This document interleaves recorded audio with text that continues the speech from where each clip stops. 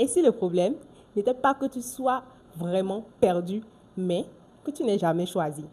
En tout cas, pas consciemment. Quand on doit choisir une orientation, on pense souvent que la décision vient de nous. Mais en effet, non, pas du tout. Il y a tellement de voix autour. Par exemple, nos parents qui veulent forcément notre bien. La société qui priorise et valorise certains métiers au détriment d'autres. Et aussi, je dirais, la pression financière. La pression financière parce qu'on cherche un métier qui soit beaucoup plus sûr, plus rentable pour l'avenir, sécuriser l'avenir et tout. Alors on choisit.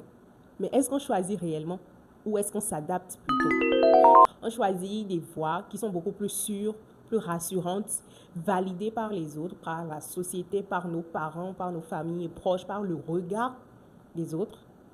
Mais au final, on se remet après en question. On se retrouve dans un domaine où on ne se reconnaît pas vraiment.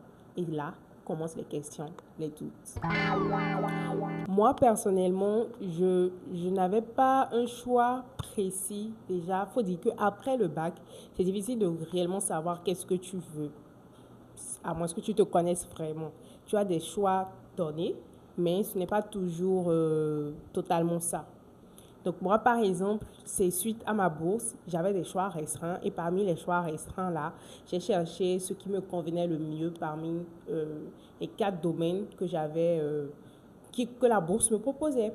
Donc j'ai choisi et je l'ai fait, j'ai commencé et tout, première année, deuxième année, parce que après, enfin, pour ma mère, ce serait un peu compliqué de continuer à l'université. Donc, pour moi, c'était obligé pour moi de trouver une bourse pour financer mes études parce que quand même, je voulais continuer mes études universitaires et tout. Donc, voilà, je n'avais pas beaucoup le choix et j'ai dû choisir ce qui était à ma portée là et qui me permettait quand même d'aller de l'avant.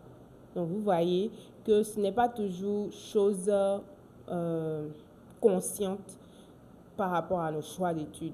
Certains, ils suivent des amis, certains, ils s'écoutent leurs parents, d'autres écoutent la société, quel métier marche le plus, qu'est-ce qui avance le plus, qu'est-ce qui est beaucoup plus payant. D'autres n'ont pas vraiment totalement le choix. Donc, franchement, il y a beaucoup de conditions autour de nos choix d'études très souvent qui, après, nous ramènent à ce problème-là de est-ce que je suis à ma bonne place, est-ce que c'est vraiment ce que je voulais faire. Le doute ne vient pas toujours d'un manque de capacité. Parfois, il vient d'un décalage. Un décalage entre qui tu es vraiment et ce que tu choisis, le chemin que tu as pris. Parce que ce chemin, tu ne l'as pas choisi en pleine conscience. Et c'est là que le malaise commence. Pas forcément visible, mais présent. Tu avances, mais sans énergie. Tu continues, mais sans conviction. Faire un choix inconscient, c'est tout simplement comme porter une tenue qui ne te va pas, par exemple. Ça peut paraître correct à l'extérieur, mais toi, tu ne te sens pas forcément à l'aise dedans. Mais la bonne nouvelle, c'est que rien n'est figé.